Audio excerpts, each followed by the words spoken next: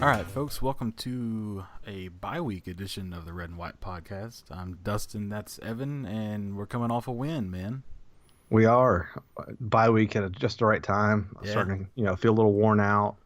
I need my body to rest so we can, power through the rest of the season. Yeah, I mean, people don't think of the toll it takes on us, It's all about Right? the team and all that, but it's not that simple.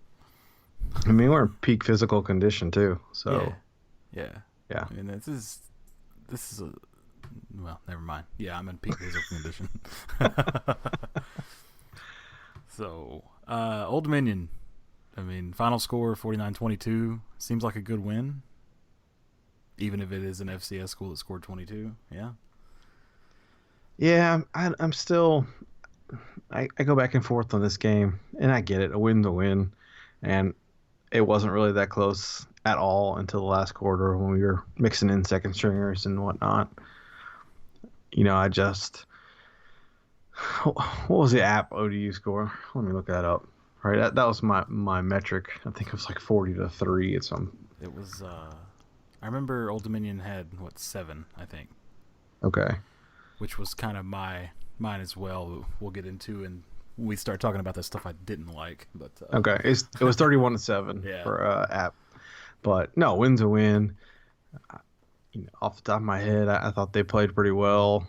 Early they weren't doing anything stupid. Yeah, everything was under control as it should have been. I'll save this for the end for my dislikes. But I thought we did everything well. I thought it was what you expected playing ODU, right? Especially, I guess there was question marks where they come out a little bit flat after losing ECU and what was going to happen, and I didn't expect that. I think for the most part, Doran's tenure, he's done a good job of beating the teams he's supposed to beat. This is the team he's supposed to beat, yeah. And they did it. They did it fine. Did it easily. I'm down with that. You said he's done a good job. That's the one thing he's done consistently, I guess, is win those games. So we should have expected this from the beginning, right? Yeah, until last week. Yeah. That was the one time. And then somebody had tailgate this week. As a side note, we won't have any from the tailgate segment this week. I was chasing a 2-year-old around, and Dustin wasn't feeling too great, so... Not because I was drunk this time, though. I just didn't. That's right. Yeah, let that be known. Yeah, the first time. Yeah. So. But yeah, so we're gonna skip that segment this week. But anyway, somebody said at the tailgate that Doran owes us one now. Right? He better make up for that one this year. He's got plenty of opportunities to make up for it because he always beats the teams he's supposed to, and doesn't beat the teams that he's not supposed to. But he lost one, so now he owes us one. So I thought it was a good point. I like that. I like that thought. Yeah. As long as it happens, right? 8 more games left. I'm not giving up yet. All right. So anyway, the good things. Ryan Finley, man. Is he the real deal? Like I think he is now? I think we'll know when he gets tested a little bit more, but he has all the signs of just being very composed. And I think that's what you look for in a college quarterback. And I think that's all. You either look for like a Lamar Jackson who's just going to make things happen, or you look for a Ryan Finley who's not going to do anything stupid. And he's going to play, he's going to play well, but just not screw you up. Right. I mean, that's what I think that's your two options in college, right? You can have each side of it. Like Jacoby, he's a little bit of both. He was more not going to do anything stupid, right? He was a little bit more conservative. And then you look the other side of the ball, and you have guys like, Lamar Jackson, who's just going to make plays and make everybody around him better. So I think funny how preseason we're like, oh damn, we have to play Deshaun Watson.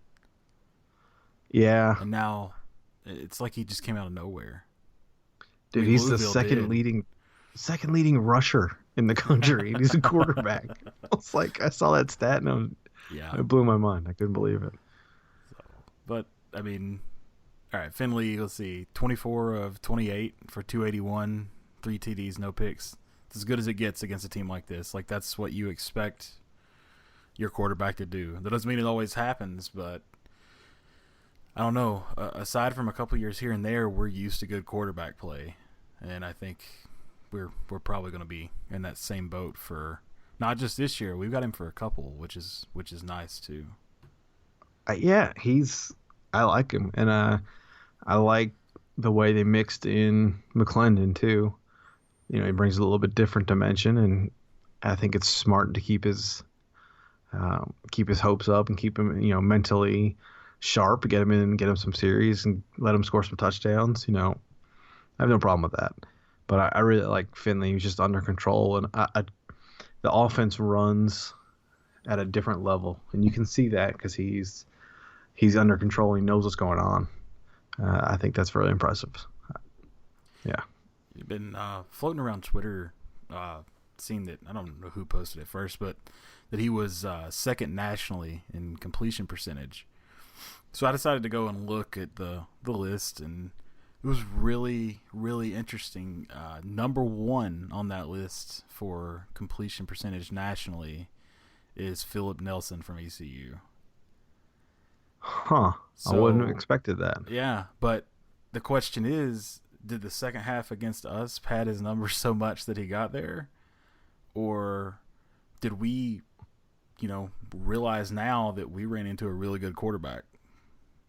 I think that's both. Yeah. I think it's a little bit of both. I mean, he completed 17 in a row against us, and that takes a good quarterback to do that, despite them being 4-yard dumps right across the middle. He took some shots and he completed them. So, I think he's actually, and he's older too, right? He's been around. He's transferred a few times. Yeah, he's So, quite the background, that guy. yeah. Yeah, Google him if anybody wants to. Yeah. He's get some interesting reads. He's an ECU guy through and through. So, but yeah, I think he's a good quarterback. He looks under control. He's got a pretty good arm, and the system kind of fits him. So I'm not terribly surprised.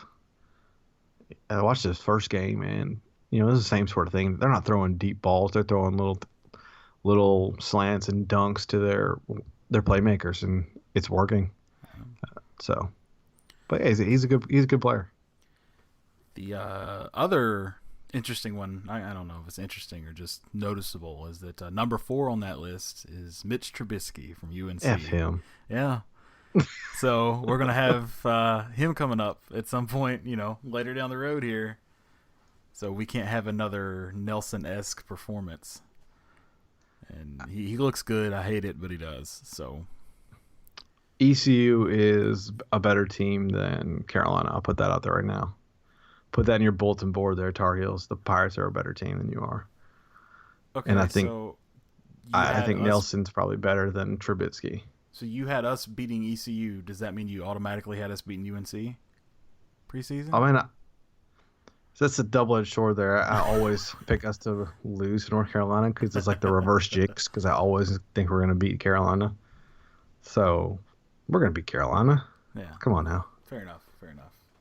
And we should have beaten ECU, right? We're probably getting all over the place here, but that's kind of, I still think we should have beaten them, right? And that was still the frustrating part about that game, is that for the most part we didn't play great, but didn't play awful, but they showed you why you should have faith in them.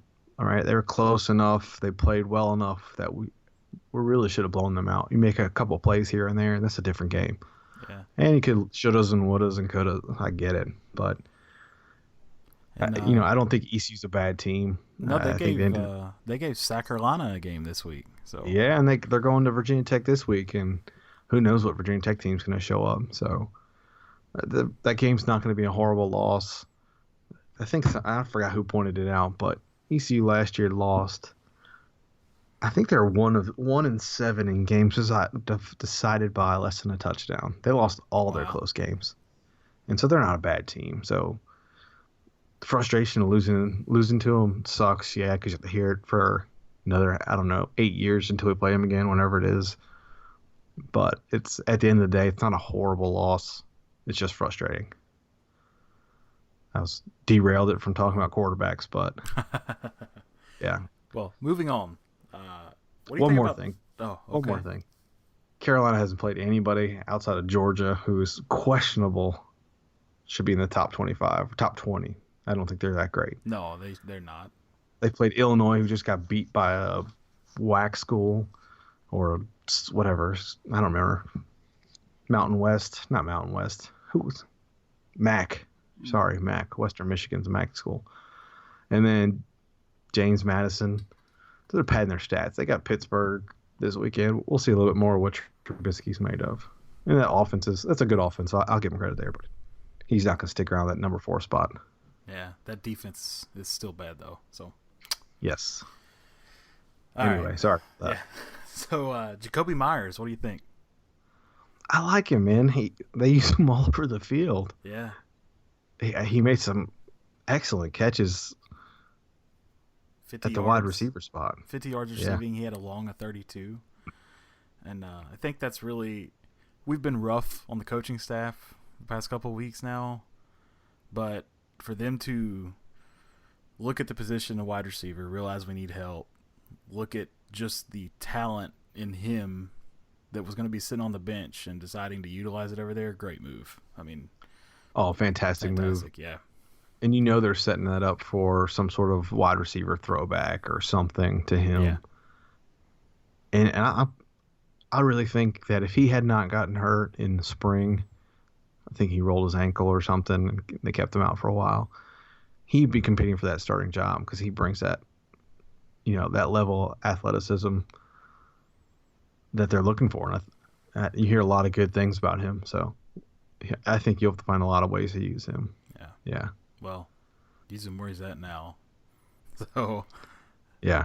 I mean, but speaking of wide receivers, I'm going to pat myself on the back for this one because I told everybody when Ramos went down that Steph Lewis was going to have a good year. The kid can play. You could see it in his freshman year. He's got the build, the speed, the hands to be a good wide receiver, and he's been making plays. The last 2 weeks, he's just been making plays. And he continues to be, legit number 1 wide receiver. I think he's going to grow more. He's going to build a rapport with Finley. It's going to be exciting to watch. I like him. Yeah, we'll see. I agree. I just hope it carries over to good defenses. But, I mean, that's with any of them. But I think he's the best option we have there, for sure. I think he's legit, and he'll get the job done, I think. So. Yeah, and with the running game, and Matt Days and Jalen Samuels and Naheem Hines, if they key on Lewis, the running game's going to have a field day. And then if they just take away 1 or 2 of those guys, I think Lewis is going to have a field day. So it's going to be a hard matchup. And he's going to be he's going to be good by the end of the year, but they're going to recognize him for sure. Yeah. Overall, receivers for the game, I had put down that we had 12 guys make a catch, and technically we did, but I want to change it to 11 because Gillespie had a catch of -4 yards. So it counts. Yeah, I mean technically we had, but either way, moving the ball around, spreading it around the whole team, had some guys get some playing time. Thaddeus Moss came in with a catch, touchdown catch too. Yeah. So, did you see Randy? Did he get jacked up? Dude, Randy is going to be on this podcast. I'm going to interview him, and then I'm going to play catch with Randy out and tailgate at some point. I'm putting that out there. It's going to happen. Well, you got a few years, but that's right. Better, man. No, I like the offense. I like they spread it around, and I think that's something you can kind of pick up on. It's like the subtlety is that the offense runs a little bit smoother and a little bit more under control with Drinkowitz than it did with Canada. So I think there's, it may be maybe not a significant difference because you look at the numbers and it's like, oh, numbers are similar. But if you watch them closely, I think everything's running a little bit better. And there's very rare, like, what the hell are they doing? You feel like you did it all the time with Canada. I mean, there was a couple of Wildcat plays. Yeah. ECU, they still do the Wildcat, which I don't know why they do it. I still don't know why they run the Wildcat. I've never seen it work for anybody other than ECU. I don't know. But anyway, yes, I think they run. The offense runs a little better, so I like that they spread it around. So I'm not surprised either, though. running game looked good. Days with his normal, carrying the bulk, but Nichols and Gillespie had some just tough, smack you in the face runs. They did, man. And this was the part that I wasn't sure how I felt about because I want Matt Days to get his 1,000 yards. I want him to, put up the numbers.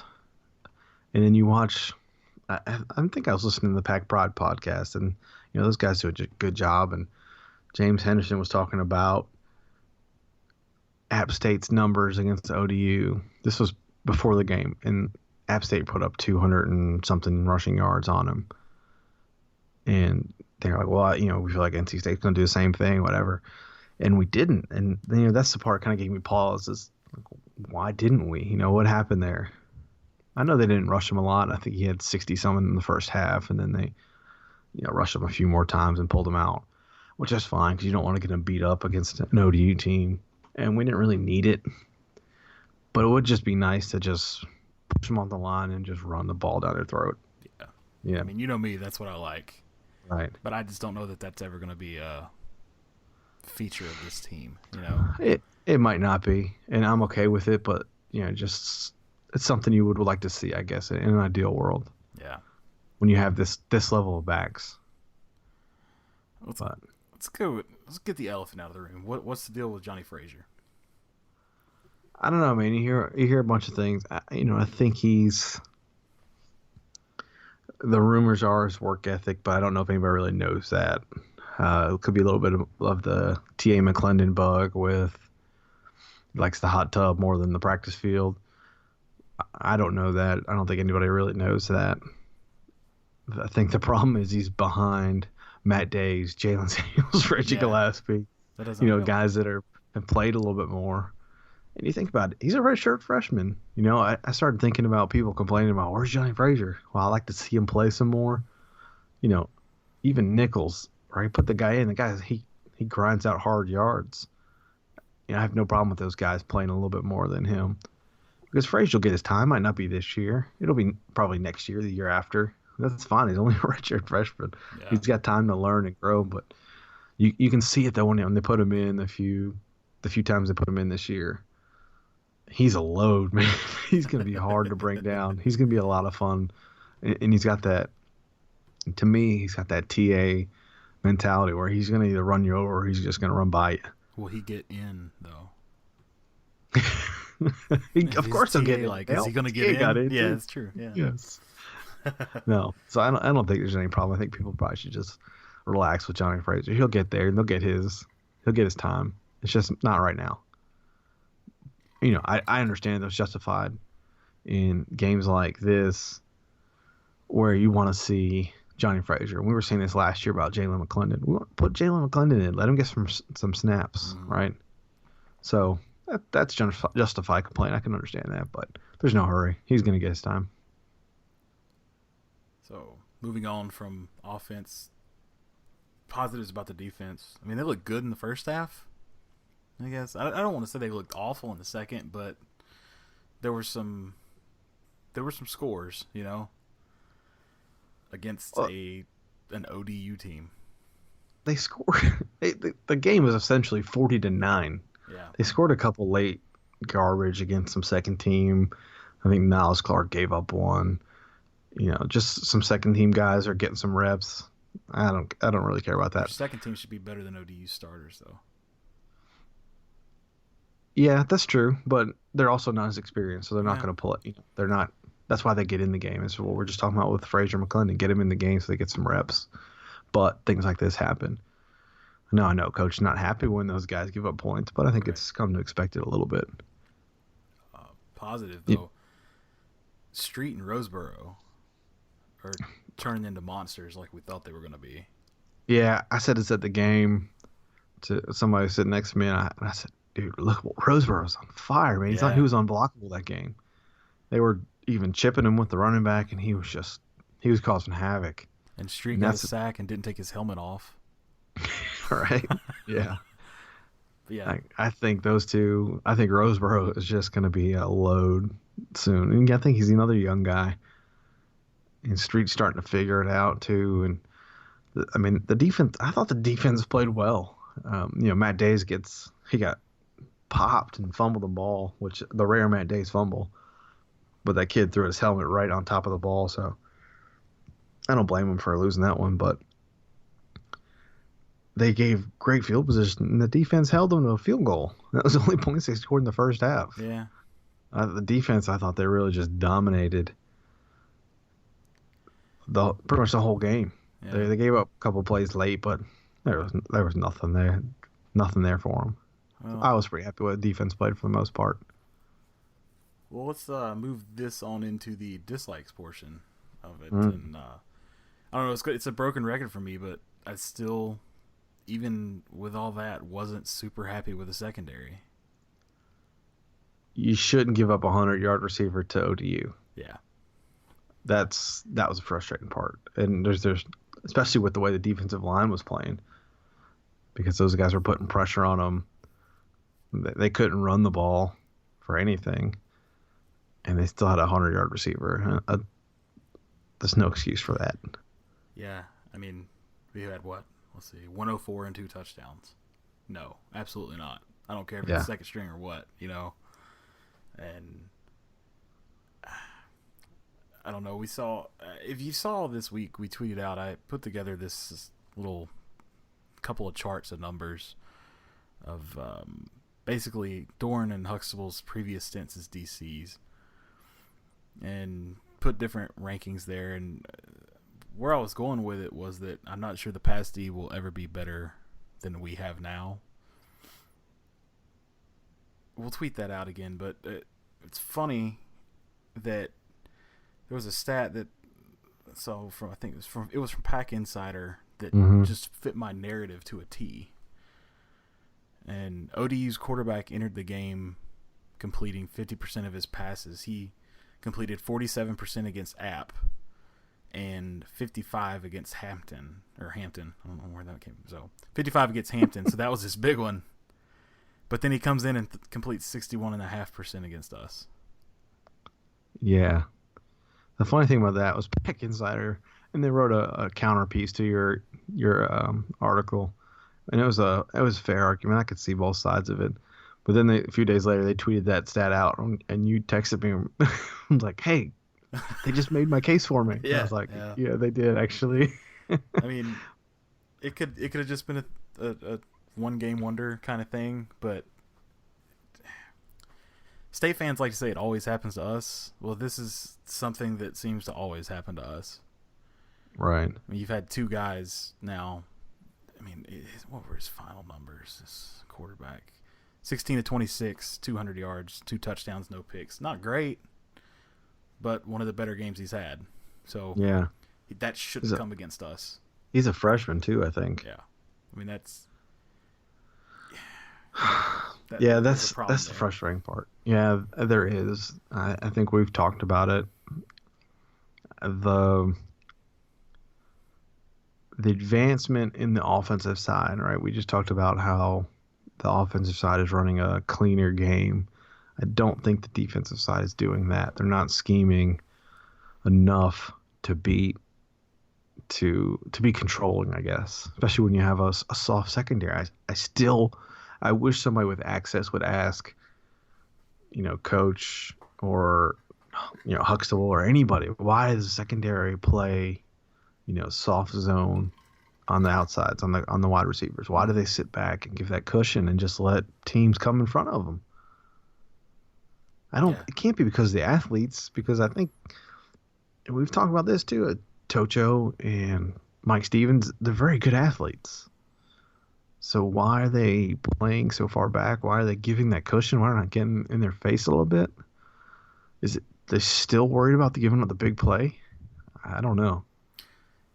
No, I don't know. They could pay us to teach them to give guys 3-4 yards of cushion, Serious. So, I don't know. We're not in charge. We're never going to know, but there's something there. Eventually, maybe somebody will see it. I don't know. Yeah. I hate to armchair quarterback it like we are, but no, but it's not. I think it's a fair criticism because everybody else feels the same way. yeah. Everybody's wondering why can't the defense, stiffen up a little bit, right? They play solid. The defensive line is fantastic. The linebackers maybe not so great. Maybe not having a great year. I don't know. I haven't looked really into the numbers and too much and competition level, whatever. But they're not making plays. Secondary's not really making plays. They're not helping anything. I just, yeah, I think everybody feels the same way. Yeah, I mean, there again, we had a big win, so it's hard to find things, but Yeah. this one's not hard. This one's an every week thing. That's the problem. Oh yeah, people are going to be looking for this one every week. Yeah. So Yeah. offensively, I mean, I really had to grasp for straws to find something I didn't like, which is, hey, I wasn't all aboard the train yet. So, but it was a good game. I was a little shocked at the slow start. I feel like we should have been up by more than 7 at the end of the first quarter. You know, slow starts happen, but they they shouldn't happen against teams like this. Because if we come out like that against Clemson or Florida State, or God help us when we play Louisville, I mean, we can't have a slow start. Yeah, I don't even remember what the problem was. Why? I think they were just no fluidity. Grinding it. Yeah, because they didn't turn the ball over and they didn't punt very often. I think they punted once from the end zone, maybe twice. So I don't necessarily know what the slow start was. Maybe I thought the first quarter went really fast, so maybe that was something to do with it as well. Yeah. And I didn't. I mean, I guess you would like to jump out to a 21-0 lead, but I expected them to just run the ball constantly, and I think they were expecting to run it. And then ODU puts 8 or 9 up and tries to stop the run. So it took them a little bit to adjust. I guess on the positive side, they adjusted. So I don't know. And then I guess my other thing, which you touched on it earlier, and again, this is me really stretching, but I'm not crazy about McClendon coming in on the goal line just for those sets. Oh, I do. I like it. I think if anything, he brings a little bit more of the wildcat, right? Than not having a wildcat back there. Right. I and on top of that, I think it keeps him happy. I think it keeps him engaged, and I think that's probably the more important part. Because at any minute, anything could happen, right? You never know if somebody's gonna get blown up or rolled up on, and hey, it's Jalen McClendon time. So I see that. Just put him in and let him run an actual series, not just come in to run a draw into the end zone. It's not fair to the running backs, man. So they have a whole drive coming down the field. They get first and goal from the 3. Oh well, we're gonna put him in, and he's gonna run in a touchdown. well, he's also 6'5", 240. Yeah, I get that too. I feel like the running backs should get it. Well, I think you saw in, was it William and Mary or the ECU game where he got stopped on? I think it was William and Mary, which makes it even more embarrassing that we didn't get in. It was the 4th. They went for it and didn't get it. Yeah. And that was 4 straight runs. And so now you're either giving the Jalen Samuels play, which scores on every time. Eventually somebody's going to stop it. But now you have that little bit extra dimension because you have a 6'4", 240 quarterback who can score there. So I think I think it's fine. Maybe a little cheap for a running back. I don't think anybody cares as long as somebody's scoring. I guess my thing is we shouldn't have to do that. And it's like you said, we right. We should tried push them back. Yeah. Yeah. But I mean, like I said, I'm just trying to find something to bitch about. So you can't really. I mean, we won by 27 points. So what are you gonna do? Yeah. The one thing I will bitch about is the high school level officiating. It's unbelievable, and I know I pay more attention to state than other schools, but I watch a lot of football games, and you just don't see the things you see when you watch our games. And what I'm talking about is the kickoff, and I think it was either in the second or the third. That was the second quarter. A second quarter. So. Oh yeah, it's obviously the second quarter. Yeah, definitely. Second quarter, kicked it off in the end zone. The guy starts running out, and then he stops right before the goal line. And took a knee though. That's the thing. He Well, took he a knee didn't and take then it. kind of fell If, forward after he had if you taken watch the it, he knee. didn't. He doesn't hit the ground. His knee's not down, and he's kind of falling forward. His hand falls out of the end zone. The ref doesn't make the signal, and our guy just clocks him, and we get a flag. The guy right there who didn't make the signal to stop. Right, the back judge is supposed to be back there saying, "All right, hey, call him off." Didn't blow the whistle. Our guy crushes him, and they throw the flag. It was Yeah. awful. It was awful. It was so it's a meaningless penalty right now, but it's just so frustrating to watch that every week and see something stupid like that. You can tell the ref didn't know if it was a touchback or not because the dude went out the end zone but kind of came back and didn't leave, and he was like, I don't know what I should do here. By the time he figured it out, our dude had already just jacked him up. Yeah. I mean, It's just stupid. I'm just over the stupidness that happens every time we play. I it don't know what was it is. it was the official's fault. I mean, he should Yeah, have signaled. The guy was down. but Like, he didn't go all the way I down. That was swear he did. I've watched it, man. I don't. Well, if he did, he went down Did you late as watch hell. it like on the TV feed or just the replay in the Oh stadium? no, I watched it again. I Yeah, like watched, I swear his knee touches. Like he was not going anywhere. but it's I mean, you close got to enough. play through, but It's close enough where we're having this conversation. We watched it on TV and we couldn't tell for sure. yeah, And then how did you expect some dude running down the field at 20 miles an hour to know if this guy is his knee down? He stepped out of the end zone. Does that count? right. Right. Officials got to take control of that, and then they take control of it by throwing a flag against us. Right. Jesus, come on. It's unbelievable. And it happened, not that, but just the stupidness happened. It happened in the ECU game, too. The Mike Stevens pass interference was not even close to pass interference. Right. I watched that one over and over again. And I just don't. Maybe it's because we're playing games where, it's closer than it should be, so we notice these things.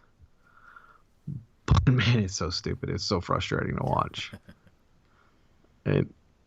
Yeah, I mean, I'd like to see Braylon Jerry's punt return. I think it was right to the first drive of the game. I think that might have been why it took so long. Is that ODU they punted, first punt of the game. Braylon Cherry takes it to the house. Of course, it's called back for a block in the back, where it looks like the ODU guy dove and our guy was kind of behind him, and they call the block in the back, and then they punt again. He doesn't score, whatever. I'd like to see that play again because I thought that was a little questionable. Yeah. I don't know. Anyway, I was just frustrated with the high school level officiating in this game. You should be used to it, man. I know, but Officials don't determine the outcome of games. Oh God, if I could hear that. They have Yeah, I no don't know. no anything to do with it. Right after the Carolina game, all the Carolina fans were barking, and then the Oklahoma State game where they gave Western Michigan or Central Michigan or one of the Michigans like 7 plays. That was Right. next level. We have no ground to stand on bitching after that. I have plenty of ground. No, I have plenty of ground to stand on. I can bring them all back if we need to. So, Anyway, I don't think it. I mean, that one was just sticking in me. It was bothering me from the. Just couldn't believe it. I was sitting right there in front of me. yeah. It's like that can't happen. Anyway, Well, do you have anything left about us? I mean, that pretty much no, covers bye it, doesn't it? week. Yeah. Jalen Samuels needs to get healthy. Naheem Hines needs to get healthy. That's all we need in this bye week. Yeah. Well, aside from state, it would be very remiss of us not to acknowledge what happened in the Louisville Florida State game. Who won that game? I'm not sure. I think Louisville just scored again. So, Dude, I was talking to some friends before the game, and I was thinking, Louisville's good. I've watched them play. They haven't beaten anybody, but they're good. They're scoring some points. And the Louisville people got a little bit confident, and I'm wondering if this is one of those games where, they got stomped. the home team Thrown down to is earth. Yeah. little too confident. Yeah, and then the big boys comes in, punches them in the face. Louisville looks scary good. I mean, if their wide receivers could catch the ball, they would have Yeah. put up 80. I mean, they don't have to. Their quarterback can just run all over the field. Oh I gosh, mean, that's the difference. I don't know. I feel like that's the difference with coaching. That difference that coaching makes because Lamar Jackson is he's no doubt the best player. He's won the September Heisman, right? yeah, He's no doubt won it. And 146 yards and 4 touchdowns against the that's number two unbelievable. team in the country Yeah, but as a quarterback. they look like That's a well-oiled machine. yeah. The most impressive part was their defense. Mm. They just owned Florida State. Like their defensive front four just destroyed them, and that was I don't know, man. That Louisville Clemson game in what was that 2 weeks? That's gonna be Yeah, really interesting. yeah. And the good news, our game will be over, and we can go home and watch it because it's the national game at 8 o'clock. Oh, perfect. Yeah, That works so out well. that'll be. I mean, is that a game that do we start looking at as like the winner goes to the playoff? Oh, I mean, they got to come through Raleigh first. Well, yeah, you're right. You're right. Actually, no, we have to We go got to there for go both of through those. Louisville. Yeah. Go both of those. It figures the one year that FSU loses, we have to go to Clemson and to Louisville. You know, I was all jacked up trying to find somebody to go with me to the Louisville game, Mm-hmm. but I was watching that one Saturday while we were tailgating. I'm like, you know what? Nah, I'm good. I don't need to drive up there for that. I mean, I would like to go there. I have a couple friends I'd like to go to the game with, but they ain't no way. That's not going to be enjoyable at all, man. That could get really out of hand. Yeah. We've played them well the last couple of years, but Everybody, a lot of other people did too. That this is different. it's true. It feels different. It does. I guess our hope is that they're deflated after Clemson beats them or something. I don't know. I See, don't this know is what. what really pisses me off though, is it's been Florida State, Clemson, cream of the crop, and then Louisville comes in, joins our division, and it's like there's a changing of the guard now. They've already gotten there, and we're still where we're at. So We this beat them in the Boat Bowl. When was that? Mike Glennon's last year. Yeah, it wasn't that long that we were beating them in bowl games, and now they're probably. Well, I mean, they got a shot at the playoff. So I think, Trino, man. yeah. I mean, like we said, Lamar Jackson makes up for a lot of bad players, right? And a lot of not. I'll say bad players because they're good players. Makes up for a lot of mediocre players. You know, I think Louisville. Had a conversation with Rob McLam from Pack Pride on Twitter the other day because he put out this tweet that says Louisville has always been closer to FSU and Clemson than NC State has. The pack is miles apart, and not don't disagree with him. Louisville made their name in a soft Big East, right, and that helps build that brand Right. and get into the prominent bowl games. And they came in, they're a higher elevated program. But I think we can be on par with Louisville, right? We should be right there fighting for that spot with them. And maybe they're a little bit farther along than we are right now. I mean, But I don't Petrino's think. a good coach, and he came into a good situation. Yes, he's coming into a good Yeah. situation. Charlie Strong recruited very well. Petrino's picked up some nice transfers, right? He's got it going, right? There's no problems there. I think he's got a good defensive coordinator, right? I think that's kind of the kid from Georgia, Grantham, I believe. Yeah. So he's got a good setup going there. And I asked Rob, I said, well, why? What's the hold up in your mind? Why are we not, in that tier with Louisville? And his response is a slew of reasons that occurred over a 25-year spans, many missteps and lost chances. And you can't right. say it any more elegantly than that. That's exactly right. There's been a lot of opportunities. And then I go on and I asked him, how do you reverse the course of history? And he says, recruiting and solid coaching. NC State has proved it can do the former, but it has yet to prove it can do the latter. Right. And that's something that we've all talked about is we're getting, Dorn's getting the talent in now, but he's got to coach them up. And that's the gap that everybody's seeing because I think we have the talent to compete with a Louisville. They might have a few more skill players, and we don't have a Lamar Jackson, but They only have it's him for not. one more year. There's not. There's not that big of a difference. Yeah. You know. Well, the good news is he'll be gone after next year, and I mean Les will be coaching the Bayou Bengals then. So, Petrino will or be. yeah, I don't know why I said Les. Yeah, Petrino is going to be at LSU then for That sure. was funny when you said that. I was like, "That's a perfect point. Oh, He he'd is gonna kill it fit. there. Yeah, he's gonna kill it at LSU when he goes there. They could care less who fell off his motorcycle there. Yeah, I mean, they do not care. They just want to win. right. So, no, I But yeah, I think we can get to Louisville's thing, and people have to get your expectations in line. While we do have the talent, we should be winning at least some more games, right? It would be nice to win some of these games we're not supposed to. yeah. The talent is getting better now. We just got to get everything else kind of on par with that. Whether it's Doran or not, we'll find that out next year. Everybody picked 6-6 this year, so if you said 6-6 before the season, and then now you're bitching that we're not winning games, hey, 6-6 is still on the table. So let's hold off with bringing out the I mean, if you're pitchforks. doing that, 11-1 still on the table. I'm in. 11-1's on the table, right? Screw it. Notre Dame's beatable. They kind of look awful. They do. And I put out a tweet the other day from our account, and I said, all right, folks, now you know why I said Notre Dame's beatable. Yeah. And Matt, Hokie Smash, buddy, I love you. But he said some comment about, hey, worry about beating Wake first. I don't play football. I can say whatever I want. I don't have to focus on Wake Forest. There's no bearing on the outcome of that game. So I'm going to talk about Notre Dame. Yes, we have to beat Wake Forest, but I can talk about whatever. I have no impact on that game. So that's why I was bringing it up, because we had already talked about it in one of the previous episodes, and I didn't believe in them because they're always got the Notre Dame bump.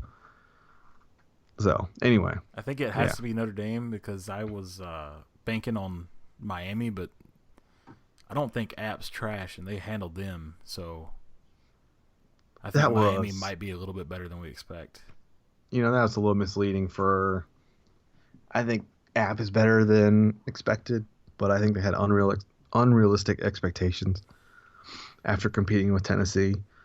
In Miami, you can see they're already a better coach team than they were last year. Yeah. And they came in there ready to play, and they just said, hey, look, we got better players than you. We're going to do what we're going to do to yeah. you. So, but to see Miami didn't do that last year or the year before. They didn't. But Mark Richt's a terrible coach. So yeah, right. He was the problem in Georgia. Right. Anyway, I don't want to get into the SEC. Go Vols. So, you got anything else, man? No, that's it. We'll be back next week. We'll have an interview from Riley Johnston from Blocker So Dear. Give us a little bit of Wake Forest insight. Hopefully, stop crying by now after Kendall Hinton went down for 2 to 4 weeks. And their running back, Cade Carney, is out too, actually. So, hopefully, he'll have something interesting to say about all that. We'll see what happens with them without those two guys. I think they're playing Indiana this week. But that's all I got. Got one more. Enjoy the bye week. That's totally off of the path here, but you should get a good laugh out of it. Tennessee fans that they play Florida this week. Mm-hmm. So Florida's backup quarterback is getting the start. I know where you're going with this. Yeah, Tennessee fans set up a GoFundMe for the Florida backup quarterback's funeral. That's awesome. I mean, that's some SEC shit. Yeah. Nobody in the SEC is doing that. No, but why not, man? Because the PC police would have their pitchforks out for you. Yeah. Anyway, I thought that was awesome. Thought y'all might enjoy that's pretty funny. What's up with the Tennessee? Here, I'll leave y'all with this thought. Tennessee's got the most talent of any of those teams in the East, and they are just schizophrenic, right? I think they're almost NC State if we were recruiting top 15 classes. Like, there you got the talent, but what in the hell are your coaches doing? Josh Dobbs is not what everyone wants him to be. I don't know. Yeah, maybe. They've been sitting on him, I think. I think they're going to try to unleash him in this game. I think they've been holding it back. Anyway. look again to the SEC regardless. Yeah, yeah. All right, we're done. That's all I got. Go Pack. Go back.